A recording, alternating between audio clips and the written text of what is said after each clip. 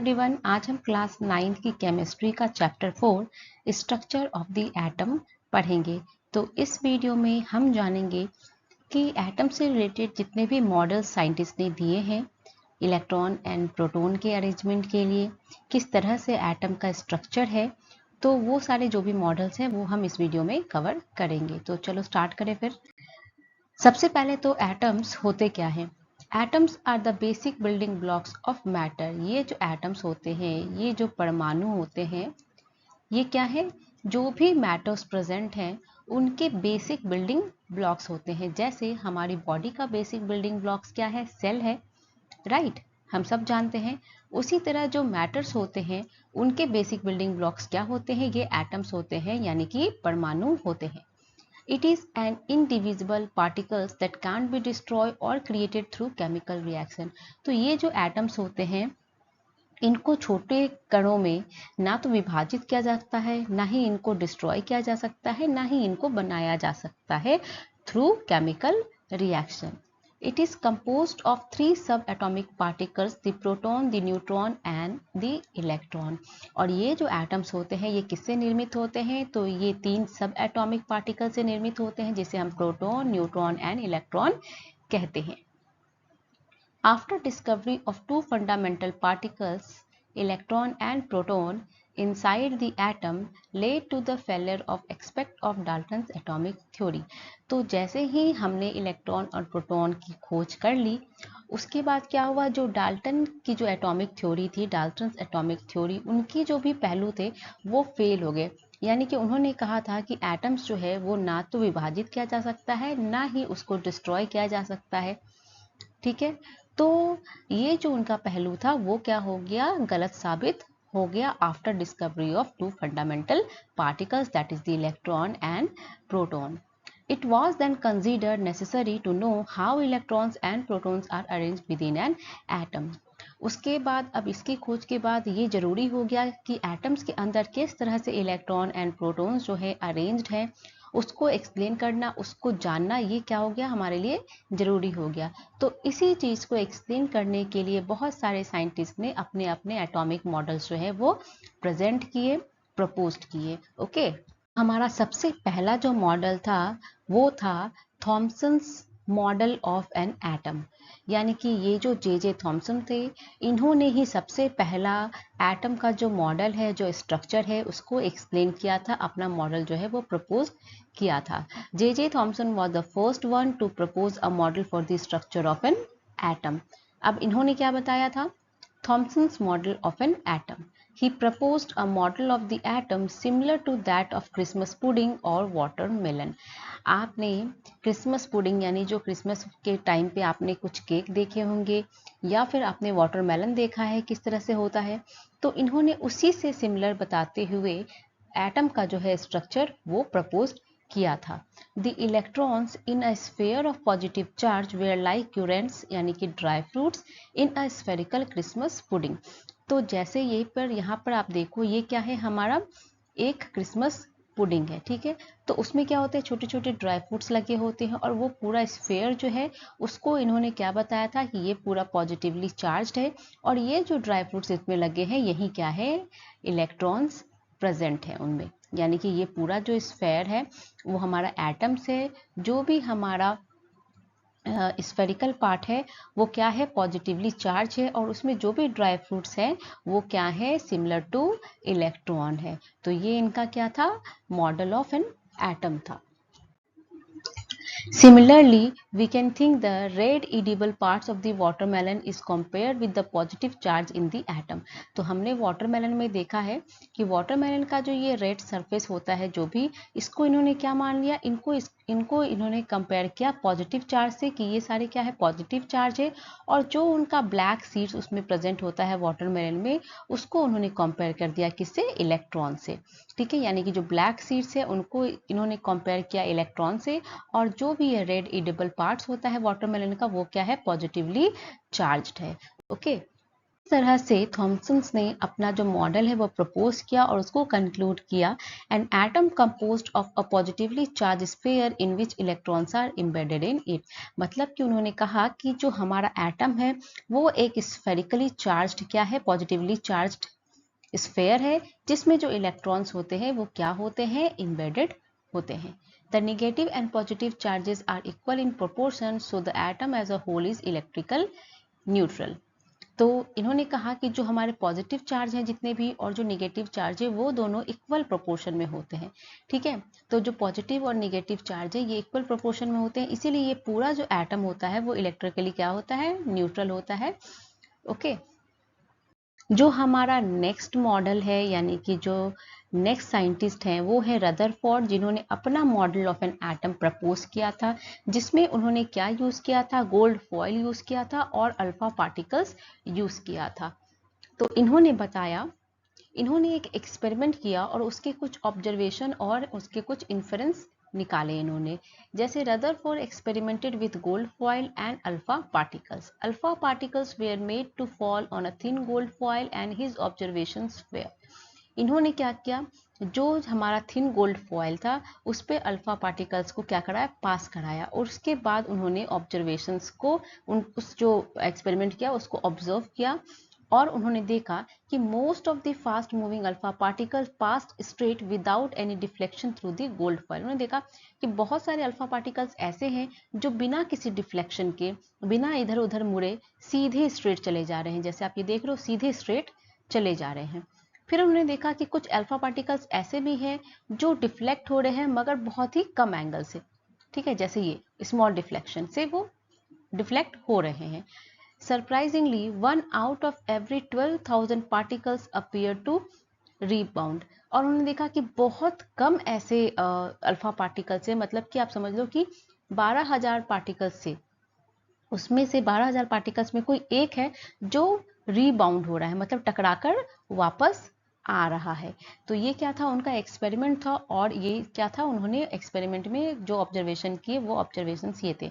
उसके बाद इन्होंने इसके बेसिस पे जो अपना कंक्लूजन निकाला, अब हम उसको देखते हैं।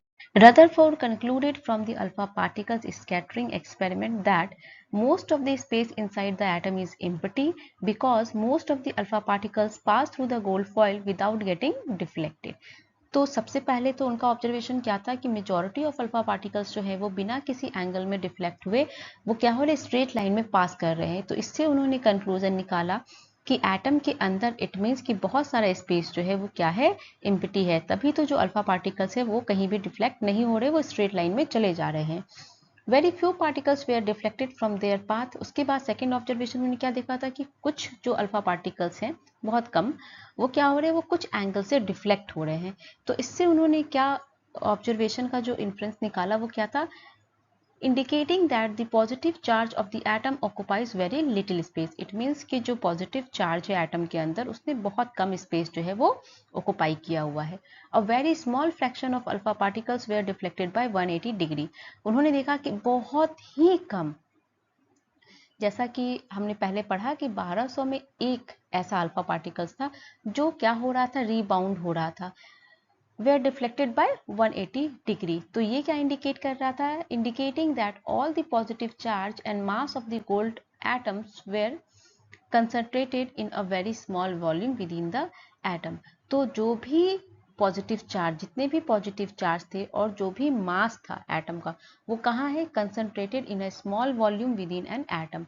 वो बहुत ही स्मॉल वॉल्यूम में एटम के अंदर क्या है, प्रेजेंट है। ठीक है, On the basis of his experiment, Rutherford put forward the nuclear model of an atom which had the following features। अपने एक्सपेरिमेंट के बेसिस पे उन्होंने nuclear model of an atom को प्रपोज किया।